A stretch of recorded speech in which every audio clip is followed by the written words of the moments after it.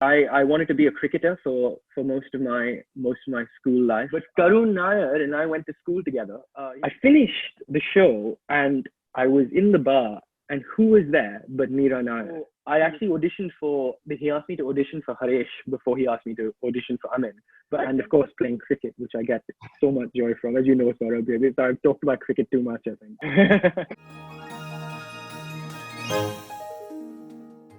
Welcome to Binge Buddies. Thank you so much for taking out the time for this conversation. We are very glad to have you on this call with us. No, it's a pleasure to be here. Thank you for having me. It's wonderful.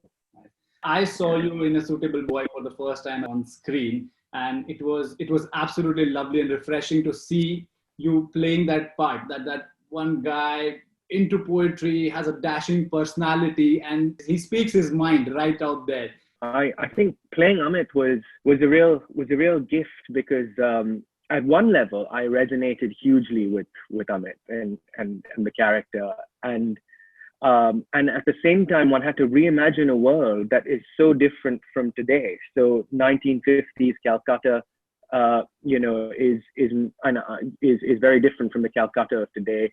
Though there are similarities, and it's funny how through every generation you hear stories. So my grandparents both were very much a part of that Calcutta world that Vikram paints in A Suitable Boy, and both my grandparents wrote poetry, and so I when I got the part, I actually went back to Kolkata, and I wound up going to Anandolal's house.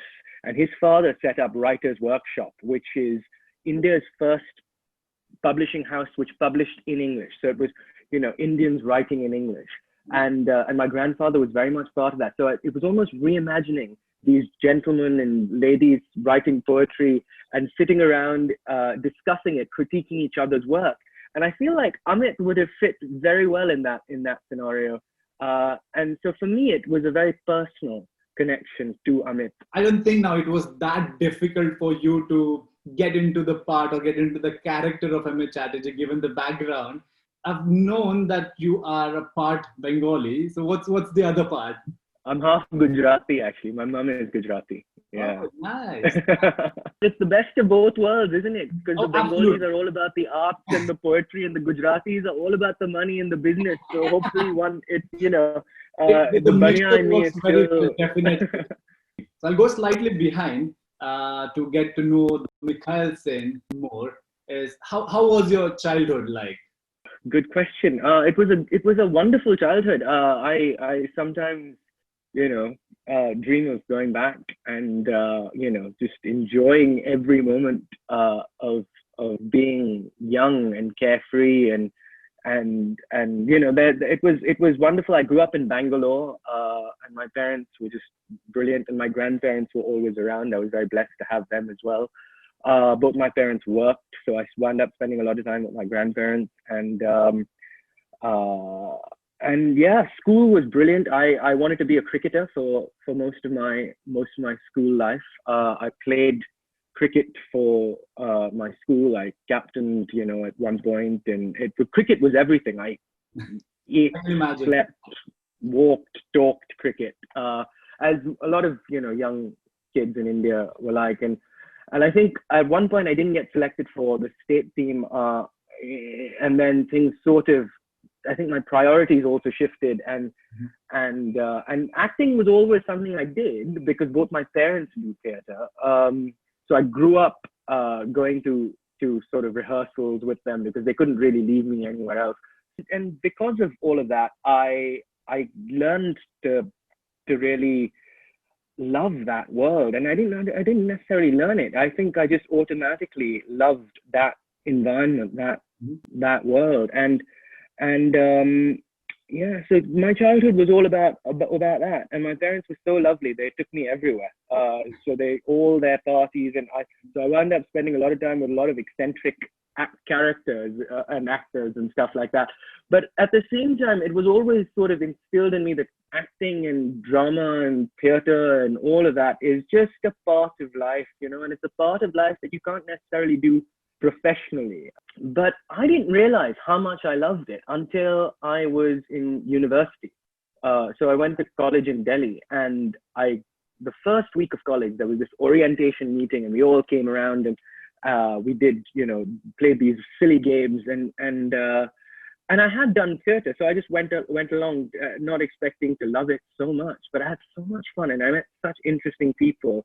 And I auditioned for a play, I got cast in it, I decided to direct the play, and it was my whole university experience was basically doing a lot of theatre, and very quickly I realized that was what was really driving me. But at the same time, there was always this notion of, get something more stable. You can't just do theatre for the rest of your life.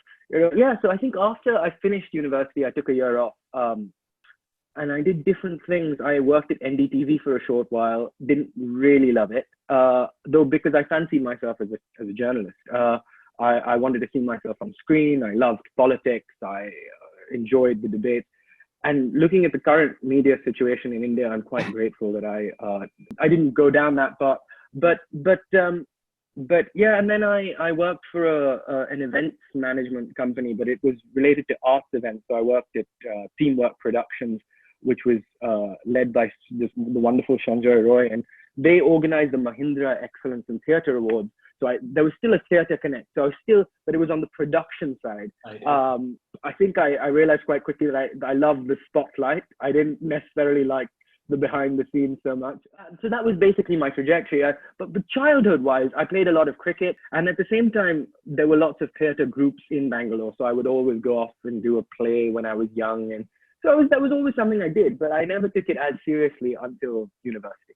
Yeah. As you mentioned, you used to play tried getting selected into the cricket team. Do you still follow the Indian cricket team or in cricket as a sport in general?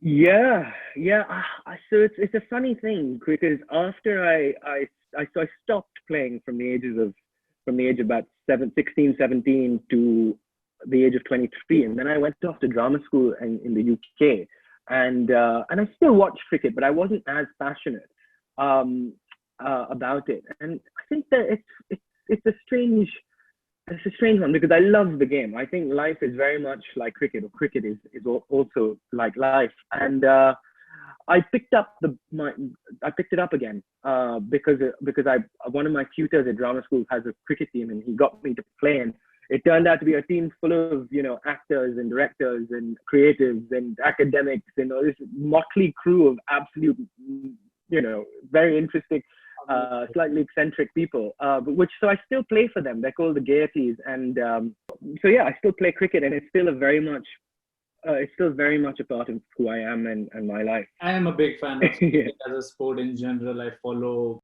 of course, the Indian national team, IPL. Do you have any favorite team?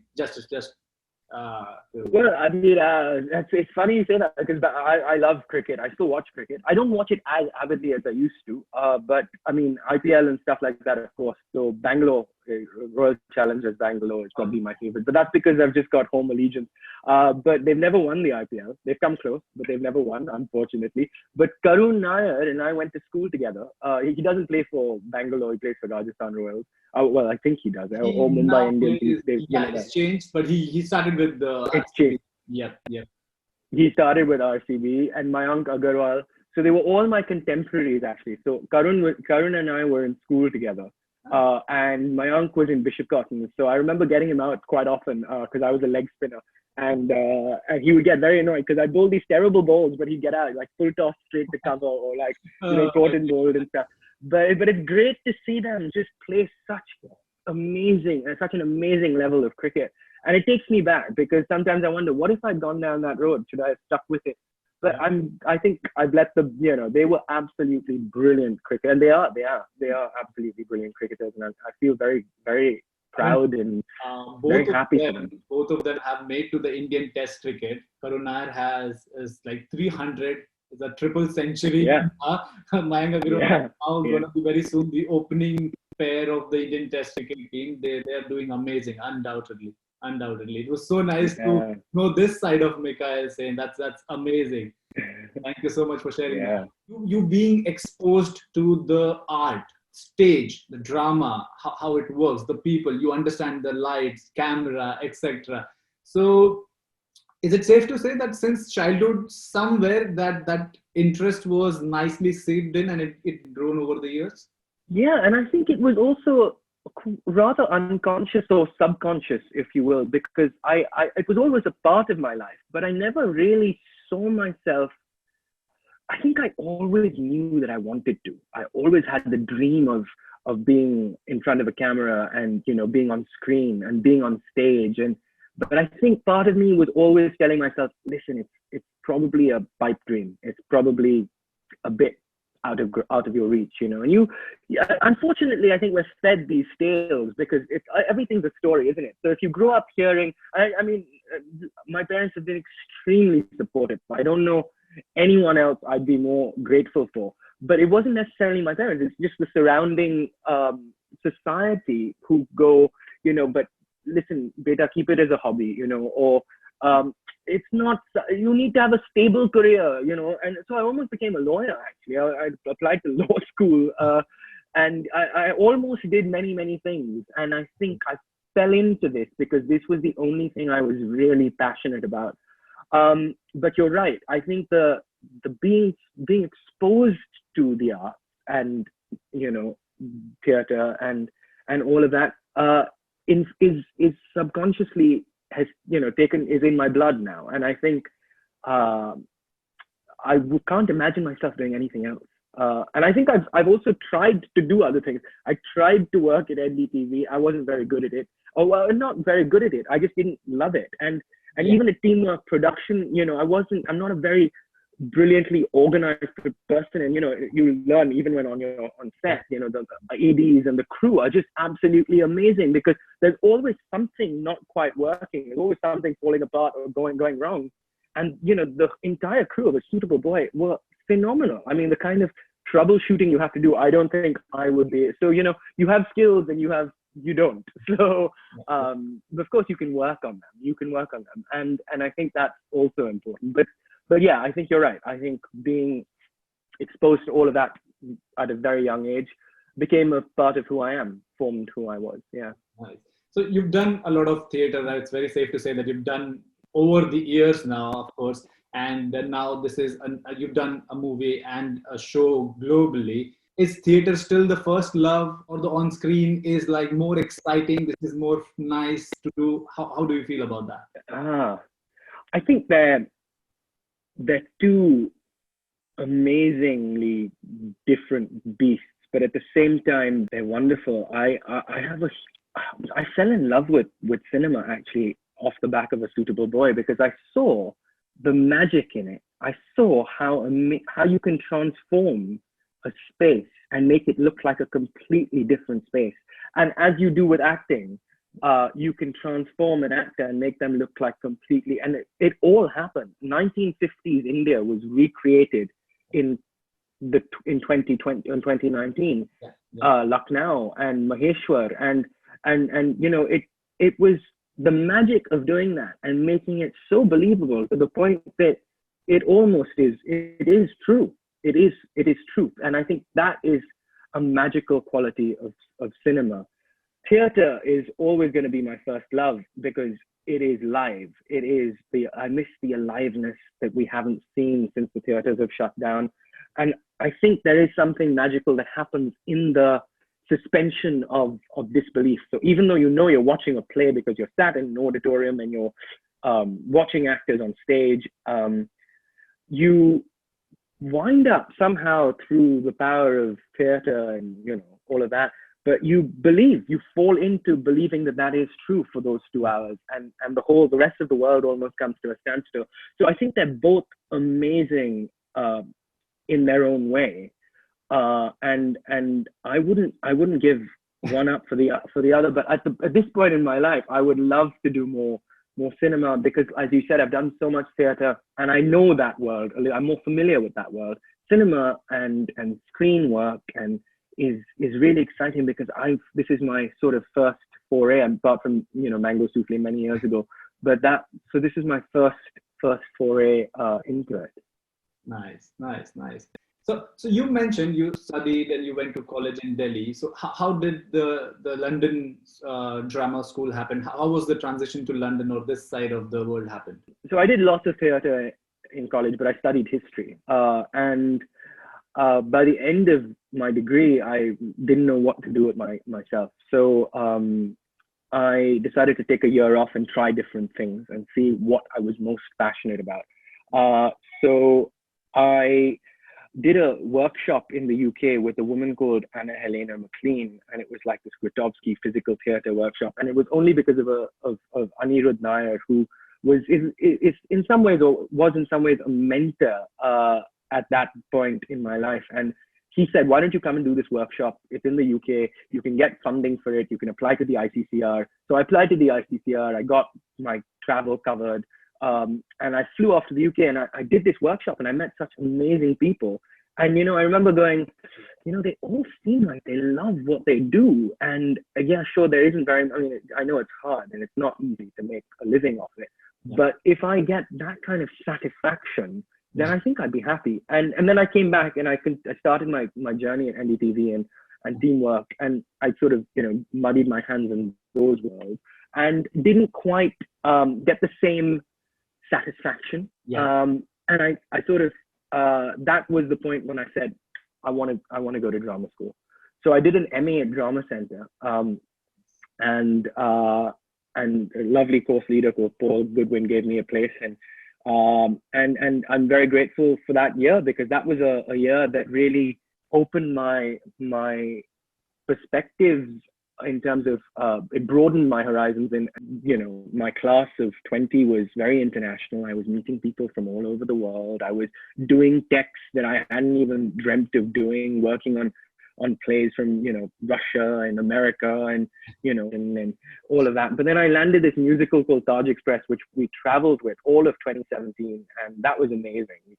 We did 64 shows in 53 cities in 85 days in America. So we started in New York, we finished in Las Vegas, and that was just unbelievable. So and then we went to London off the back of that, because we got great reviews, and we performed in Sadler's Wells, and then we went to Hong Kong and Istanbul, and I saw so much of the world, and I'm very grateful to Shruti Merchant, and the entire that group was just wonderful as well.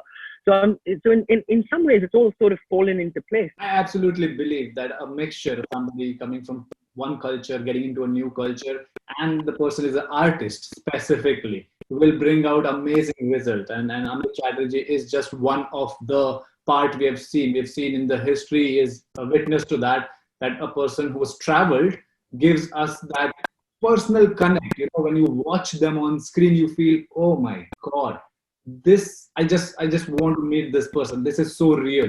That kind of magic comes out from the screen and the character says it out loud. How did exactly Suitable Boy happen? You were here or were you in Mumbai? How did that happen for you? No, I was actually, I was in London and I just moved over. Okay. And I was expecting, so this was January of 2018 or February of 2018. And I'd landed up and I thought, oh my God, I'm going to get this job and lots of auditions are going to come my way and, lots of work and all of that, and absolutely nothing. It was, I got nothing, not an audition for, many, many months. And I was, I had to pay rent and, it was like a big move for me. And I think I came in with all these dreams and aspirations, but they were quite quickly, they disappeared because I realized that, you have to be practical and stuff like that. And I auditioned for The Life of Pi many years ago. And Dilip Shankar, the casting director, wrote to me and said, there's this role in A Suitable Boy. And I was like, wow, I knew they were casting it, but I didn't know who was directing it. I found out Mira Nair was directing. I was like, oh my God, this is the biggest dream. So I actually auditioned he asked me to audition for Haresh before he asked me to audition for Amit. But I sent off those tapes and I didn't hear back for about a week. And then I got an email saying, actually, we think you'd be great for Amit. Can you audition for Amit? Nice. So I did an audition for Amit as well.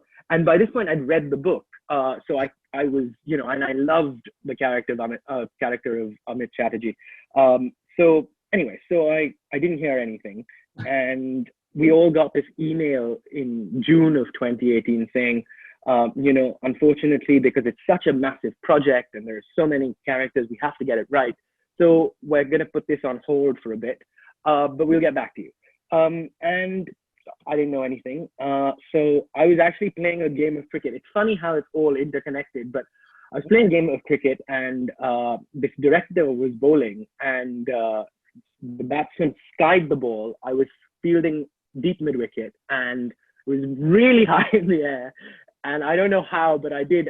So I took the catch, and it was quite a good catch, if I may say so myself. So I think after I took that catch, the director who was bowling, he came up to me and he said, "Listen, I'm doing this rehearsed reading at the Royal Court, and I'm looking for an actor actually who's genuinely Indian. I think it'd be great." And I was like, thank God I took that catch, because I think if I dropped the ball on that, it would have things would have been quite different. But no, it was very lovely. So I did the Royal Court job, and then it's strange how things like this work. But I finished the show, and I was in the bar, and who was there but Mira Nair? She was at my show. Wow. So I went up to her and I said, "Mira, I love your work, and I've actually just auditioned for A Suitable Boy." And she said, "Oh, really? I haven't seen your tapes. Can you send them to me?" And then she gave me her personal email address. I sent off the tapes, really liked them, and she asked me to come and prepare these 6 scenes. And, I met with her. 6 months later, I got an email saying, "We'd love you to play Amit." So in A Suitable Boy. So I'm very grateful. But the amazing thing is that the book, A Suitable Boy, was given to me by my grandparents for my 15th birthday. And I still have that inscription. I've sent it to both Mira and Vikram. And the inscription was, "To our suitable boy." So it almost feels like it was meant to be in some ways. Wow, that's amazing. What a story where you have that book, it's mentioned, and then you become one of the suitable. Wow, that's absolutely, it's no less than a movie story again. Yeah, no, thanks. Yeah, I know it feels a bit surreal. I don't know. I feel like there's something else at play when all of this happened. The fact that Mira was at my reading, and she was just so wonderful and so lovely. And, sometimes you feel a bit scared to go up to people like celebrities and legends like her. But I just said, I have to do it. So I went up to her, and she was just so lovely and giving, and, I was very grateful. I'm still, will always be very grateful for that opportunity. What was that call or that email when you received, or you have been shortlisted? What was that first reaction or the first call? What did you do? Actually, I got a call from Dilip Shankar, the casting director, and it was a WhatsApp call, and I was performing another play, so I was on my way to the performance, and he said, the producers also love you as Amit. And I think I might have cried, or there was definitely there was a tear for sure. And I think I probably screamed in the middle of the street I was walking down, and luckily, there was no one thought I was a madman. But I was so excited and so happy, and I couldn't believe it for a while. I think it took a while for it to sink in, and I think even when I was, when I got to Mumbai, it was still all coming together. It only really, I think, it sank in a little bit later once we were well into the shoot. That feeling of that's so surreal that I can only imagine. How difficult or easy would you say was getting into the part or preparing yourself for your part or the character of Amit Chatterjee? That's a very good question. It was, in some ways, I could relate to Amit hugely. The one thing Mira said to me was that, "I'd like you to spend some time with Vikram because he'll give you an insight into Amit." At some level, I traced Amit back to Calcutta in the 1950s, and I think poetry is a huge part of who he is. But the enigmatic, the Oxford-educated barrister, who's chucked up his law degree to write poetry is phenomenal, because that's a bit like me. I chucked up my history degree to become an actor, which is not quite the same thing, but it's similar. So I was drawing from my own, so I've definitely brought some of myself to Amit. And at the same time, I learned about that 1950s world, and spending time with Vikram was a huge bonus, because it was an insight into what Amit was necessarily going through, and why he did what he did, and his whole relationship with his father, and you understand all of those nuances a little bit better. So I think it was, and Mira also had a very interesting take on Amit. She didn't necessarily want him to be the chocolate boy poet, Romeo kind of character. She wanted him to be, confident and arrogant because he is a bit of a celebrity. And I think that was also a lovely thing, because a lovely dimension to Amit, because it would have been quite easy to play the slightly charming, lovey, chap. But instead of that, you can also see that he's not necessarily willing to, just be the sweet, charming guy. He's passionate. He's and like you were talking about, he's gone abroad, and I think that has opened up his world as well. And he's come back to India. So that those dimensions were huge bonuses, and it was very, very collaborative process. And I loved it. I loved working with Mira on it and Vikram on it. And it was a huge, huge gift, really. I am sure the audiences, when they watch The Suitable Boy back in India, they're definitely going to love those small nuances which you just mentioned, because that brought that character more to life personally for me, for 100%. Because if it was just a straight arc of a character where it's like, okay, he does this, he studied abroad, and now he's passionate, and then it's like a normal graph. But these things, that gets your heart pumping, like, oh wow, oh, he can speak his mind irrespective, and of course not being that rude, but he's not scared of speaking what he really is passionate about. And that's the best part about Amit's character, and that's the beauty of it, and you portrayed it absolutely well. Whom did you have the most fun with during the whole filming process? Everyone, Danesh, Namit, Shubham, Vivek, Gomber, and Vivaan, Shah are a class act. I mean, they will have you in splits till 3 o'clock in the morning, and often did when we were filming, because sometimes there were these night shoots. We were filming till 5 o'clock in the morning, and they just their energy.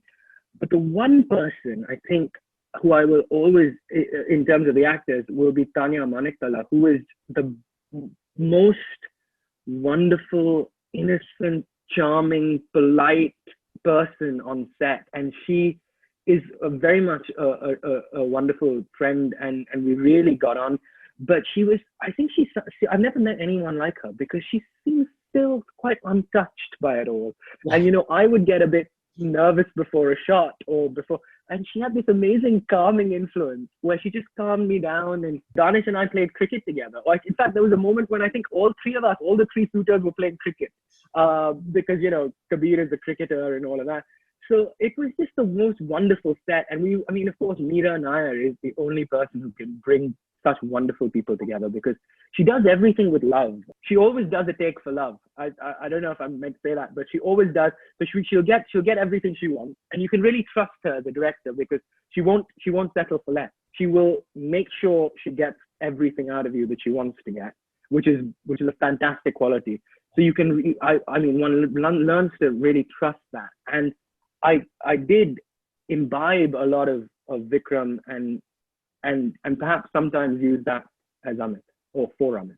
Yeah, I was about to just my next question would be, what are the key things, or if there are a couple of things which you took, like Mikhail Sen took from Amit's character into his personal life? So there's one thing that I think first comes to mind, and I think that came from Vikram, actually, because he was talking about how obsessed he gets, and I think Amit also gets very obsessed when he's writing. So Vikram is a complete genius. He's his knowledge on everything is phenomenal. So at one level, whatever you're doing, you should definitely not an unhealthy obsession, but you must be passionate, and you must enjoy it. And I think that I will take from Amit and from Vikram. I will absolutely agree with you on that. And just to mention one instance where I'm not sure if it was 5th episode or 4th episode, where the Amit's character, I think it's 5th one if I remember correctly, the Amit's character, when you mentioned passion, when he does something, he's 100% into it. He's sitting by that window side.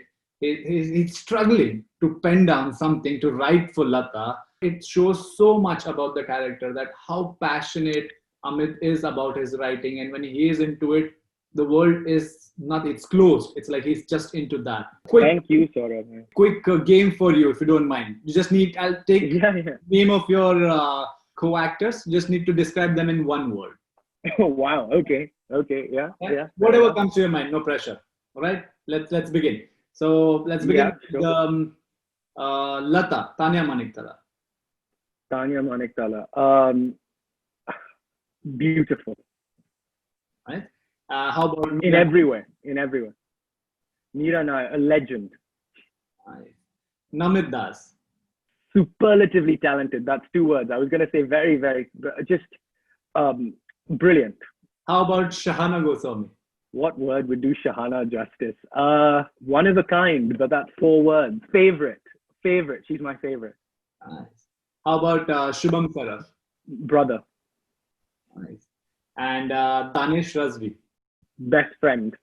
Yeah. Has life changed after the release of Suitable Boy? And if yes, how much? How are you experiencing the difference? Well, life has changed a little bit. I mean, it's very nice to be approached for roles, and to the point where they go, where you jump a couple of steps and they say, can you just read the script and tell us if you're interested?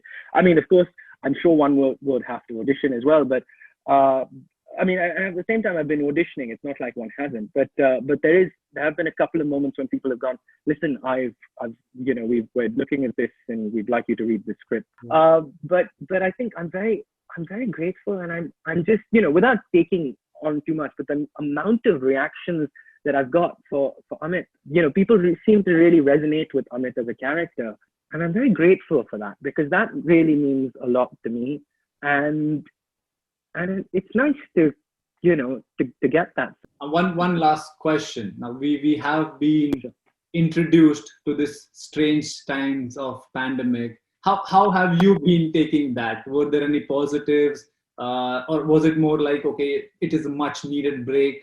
That's a very interesting question, because I think the answer changes every time someone asks that question. At this stage, I would say that those first 3 months of lockdown were quite hard, but also at the same time quite useful, because I did wind up enjoying that time off, and enjoying a bit more quiet and relaxation. By the end of it, I was itching to get back, and then it has now suddenly gone back to being a bit busier, which I'm very grateful for. I think it's better to be safe than sorry, and I know there's the whole argument about livelihoods, not just lives, and all of that, but I think our lives are important, so we've got to put that on the front burner. And they say in Hindi, "Jaan hai to jahan hai." I think that is very apt out here in such situations. Absolutely. I think you're absolutely right, Saurabh. But it's been great. It's been a really fun lockdown. I've discovered new things. I've been playing guitar. I've been writing. I've been, and I think it's also time to prep for when things do kick off again. Yes. Then you're all set and ready to go. It has tested our patience also at some level, but we definitely have to grow from it and take new things from that aspect. But thank you so much. Thank you so much for taking out the time. We are very glad you could do this with us. Thank you so much. It was such a lovely conversation. It was so wonderful talking to you, Saurabh. Take care. Bye.